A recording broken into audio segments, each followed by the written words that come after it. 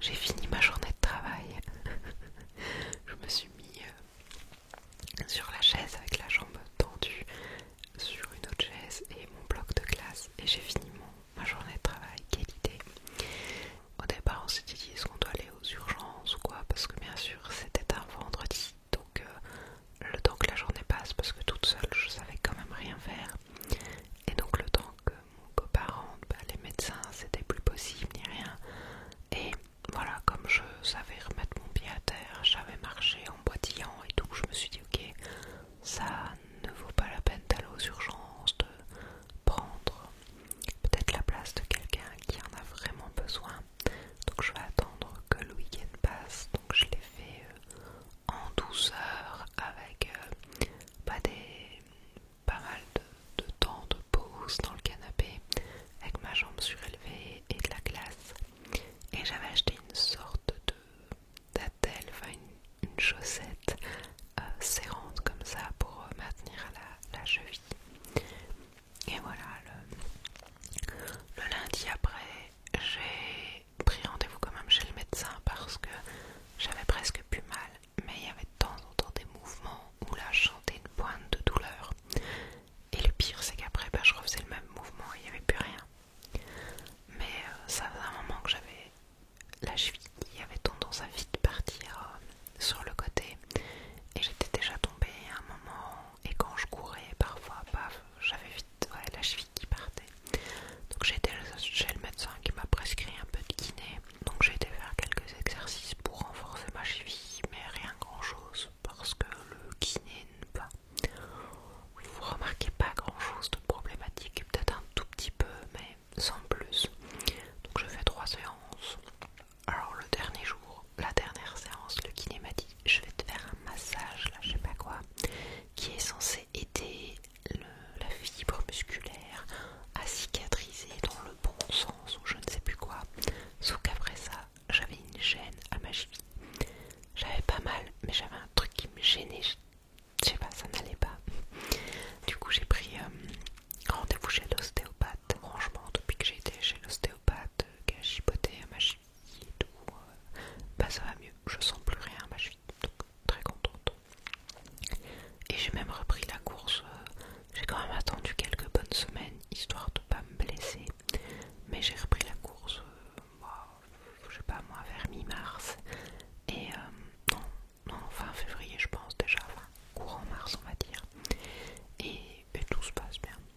Voilà, c'était le premier update de vie, anecdote. Sinon, j'ai repris la course, donc faut savoir qu'en 2019 avec mon copain, on courait beaucoup. Donc je faisais partie d'un club de course parce que j'avais voulu me mettre au sport et je me suis découvert une passion pour la course, voilà. Et du coup, je commençais à courir toute seule, mais toute seule c'était pas très motivant. En fait, pour l'histoire, à l'époque j'étais pas avec mon copain actuel, donc mon ex de l'époque ne courait pas avec moi ou très rarement. Du coup, j'ai commencé à courir de mon côté, mais c'était compliqué. En hiver, il faisait nuit. Et voilà, en étant une femme toute seule qui court, c'était un peu flippant. Je me suis déjà fait accoster par des gens qui s'arrêtaient en voiture pour essayer de choper mon numéro et tout ça. J'étais là en mode, mais non, je suis en train de courir. Enfin, c'est quoi cette idée? Enfin, très flippant. Du coup, j'osais plus trop courir quand il faisait nuit. Et quand l'hiver est arrivé, donc en 2018, j'ai vu que pas loin de mon travail, il y avait un club de course. Donc j'ai rejoint le club de course et comme ça, j'ai pu courir en groupe. Et ça a fait beaucoup de bien. J'allais là-bas 2 fois par semaine et courir aussi une fois le week-end. Mais comme mon travail n'était pas à côté de chez moi, ça faisait loin de faire le trajet. Et du coup, j'ai commencé à voir que certains collègues couraient et j'ai commencé à courir avec eux. Et donc mon copain actuel, et donc voilà, on allait courir ensemble les week-ends, c'était très chouette. Et puis après, suite à ça, on a commencé donc en 2019 à faire plein de courses à droite, à gauche, et on s'était même inscrit aux 20 km de Bruxelles, dont je suis très très fière parce que je n'aurais jamais pensé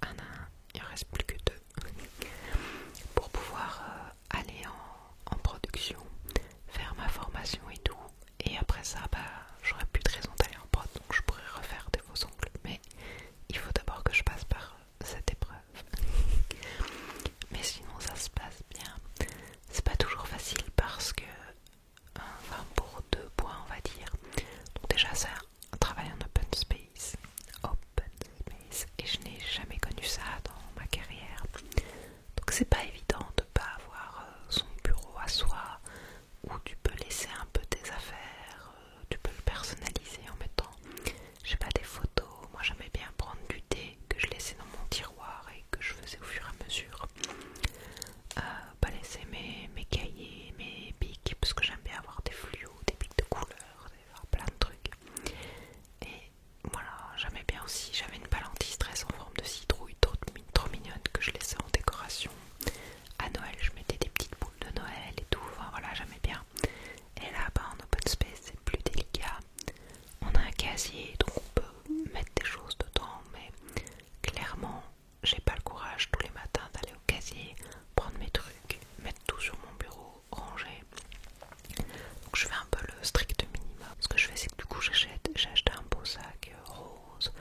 Je me suis acheté des écouteurs et une souris rose aussi.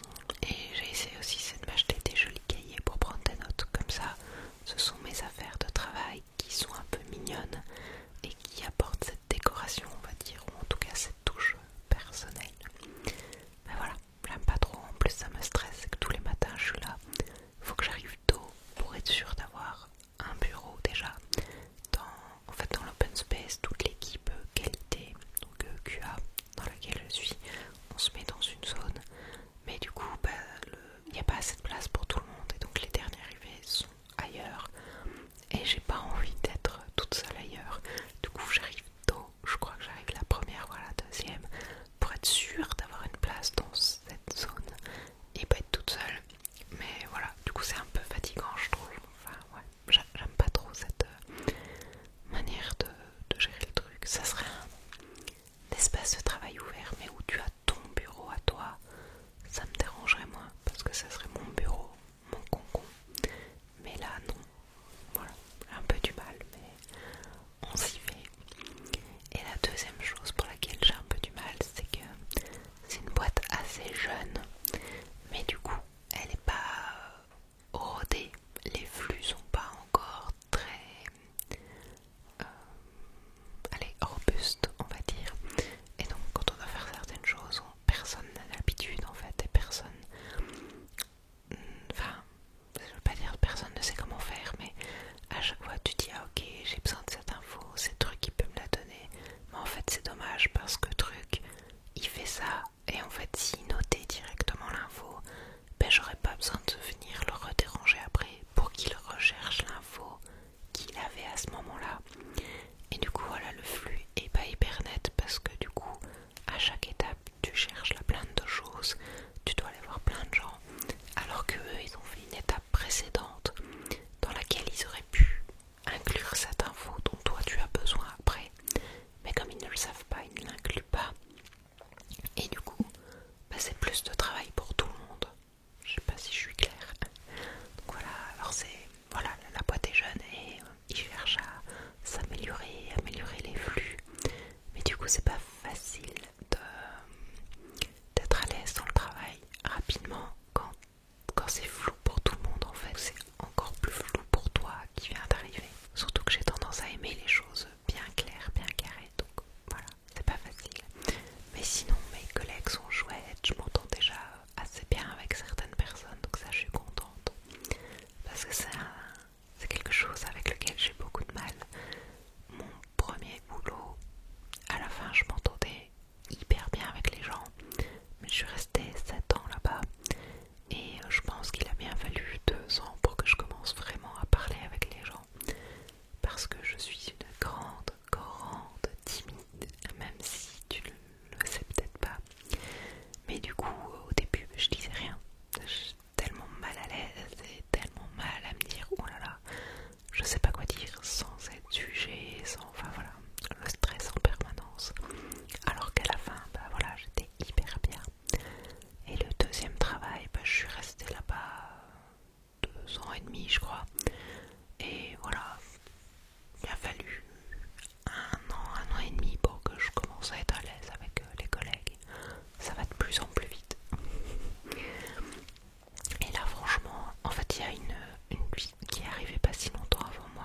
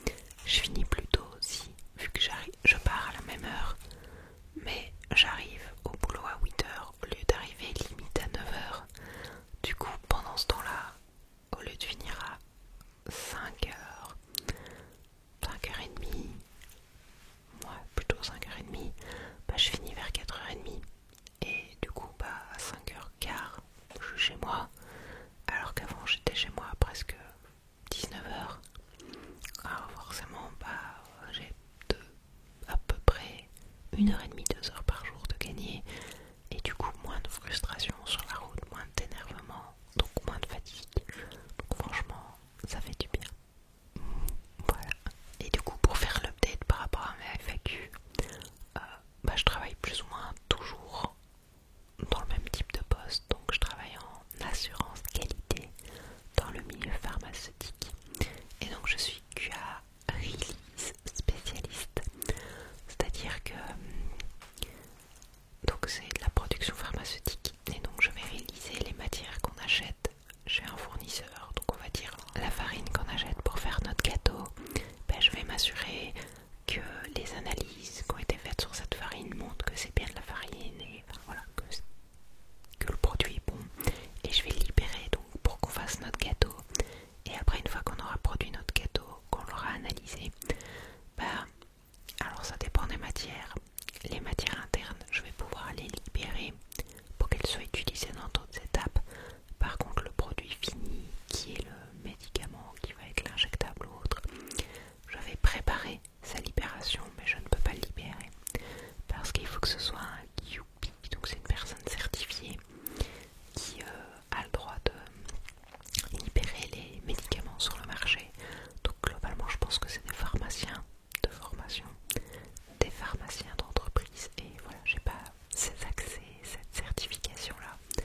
Donc on en a un dans notre usine et moi je vais l'aider pour le release, mais je ne vais pas libérer le produit. Release, ça veut dire libérer. Voilà, réaliser, libérer. Oh, j'ai perdu mon cœur.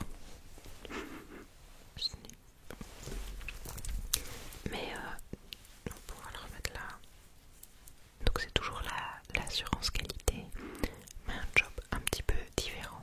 Et alors le milieu aussi, donc c'est du pharmaceutique. Mais là où avant j'étais sur de la chimie pure, et ces produits chimiques on les donnait à une autre entreprise et c'était un ingrédient actif utilisé dans leurs médicaments. Ici c'est des biotechnologies, donc on va produire des vecteurs viraux, de l'ADN, de l'ARN, enfin ça c'est beaucoup plus génétique, biochimique, tout ça, on va dire. Du coup ça change parce que la manière de produire n'est pas du tout la même. On part plus sur des cultures cellulaires, donc des cellules dans un milieu qui vont se multiplier, et puis on extrait ces cellules et on les purifie, ou alors on vient extraire le virus qui est dans ces cellules et purifier ce virus. Enfin voilà, c'est du vivant. Il y a une partie de vivant et puis de la purification de ce qui nous intéresse, mais ça change du coup de domaine, donc pas mal de choses à apprendre.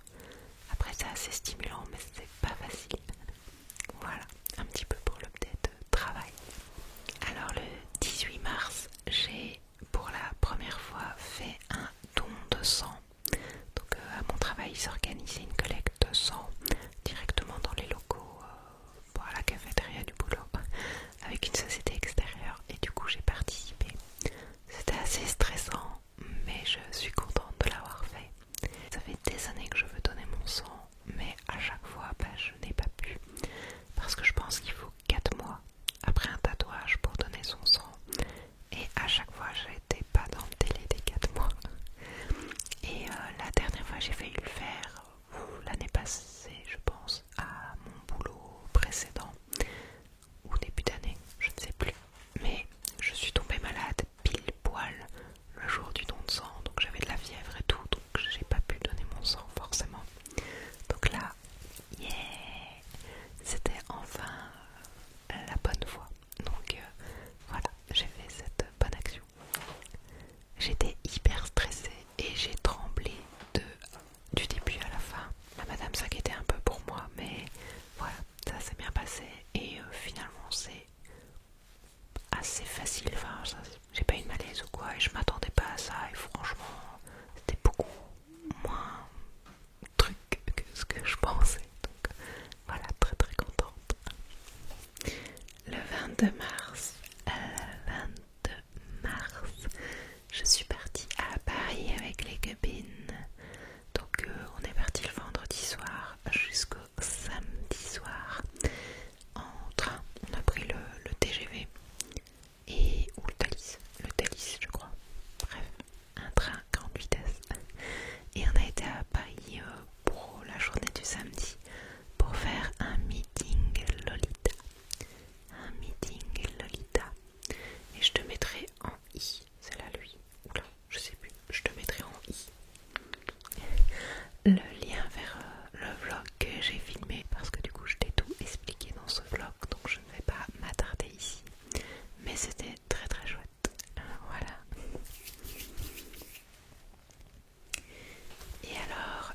5, 6 et 7 avril. 5, 6, 7 avril. Je suis partie avec mon copain en France. On est parti avec Kira. Très important. Donc on est partis tous les trois en France à la Côte d'Opale. À la Côte d'Opale. On a fait un petit week-end chill. Donc on est parti le vendredi après le travail et on est revenu le dimanche fin d'après-midi vers 17-18 heures. Et voilà, c'était juste pour se faire vraiment un week-end, pour se ressourcer, déconnecter un petit peu et faire un break comme ça un peu. Et ça faisait beaucoup de bien. On a fait plein de balades et tout, donc c'était vraiment très chouette.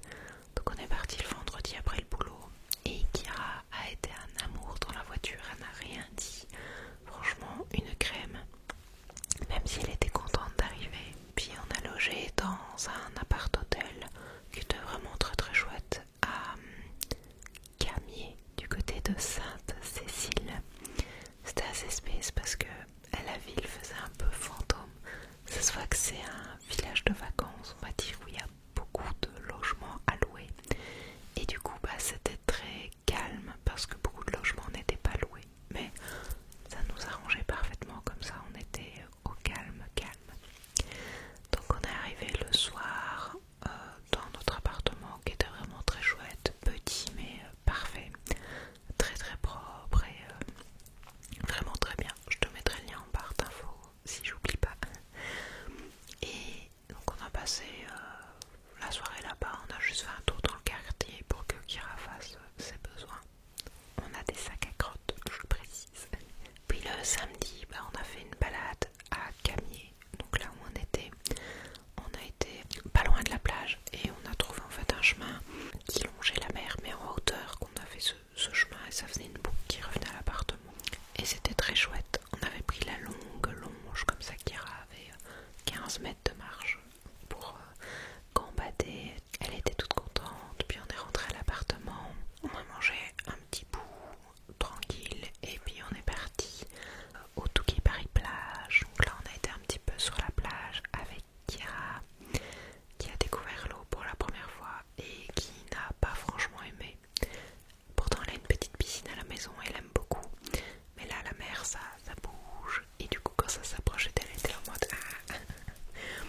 Mais voilà, après elle a mis deux pattes dedans à un moment, c'est déjà ça. Mais par contre le sable, elle a adoré. En fait c'était un peu comme la neige quoi, elle creusait tout le temps et elle kiffait. Et donc là on a beaucoup marché, on s'est promené aussi un peu en ville. On a été manger des petits cookies qui étaient trop bons. Et puis on est rentré et on a mangé un McDo sur la route, voilà. En fait on savait pas où manger en ville et autant sur la plage il n'y avait pas grand monde, on était bien. Mais quand on était vers la ville, par le plus grand des hasards, on s'est retrouvé dans la rue commerçante. Et du coup il y avait là plein de monde et je me suis sentie fort oppressée. Et du coup j'ai un peu paniqué, j'étais là en mode oh il y a trop de monde. Du coup tous les restos qu'il y avait là on n'avait pas du tout envie d'y aller. Et après on s'est un petit peu éloigné, là c'était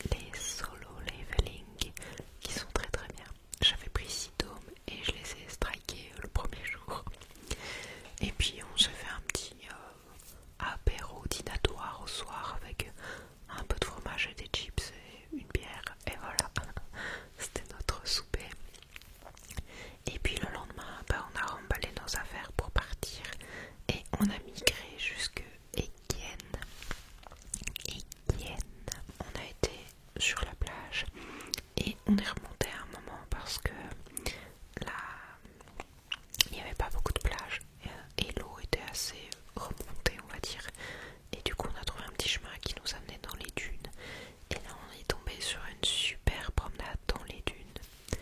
Malheureusement ce jour-là on devait partir tôt, on n'avait pas prévu ça, du coup on n'avait pas le temps de faire toute la promenade, donc on a fait juste une petite demi-heure aller, une petite demi-heure retour et on s'est dit ça sera bien.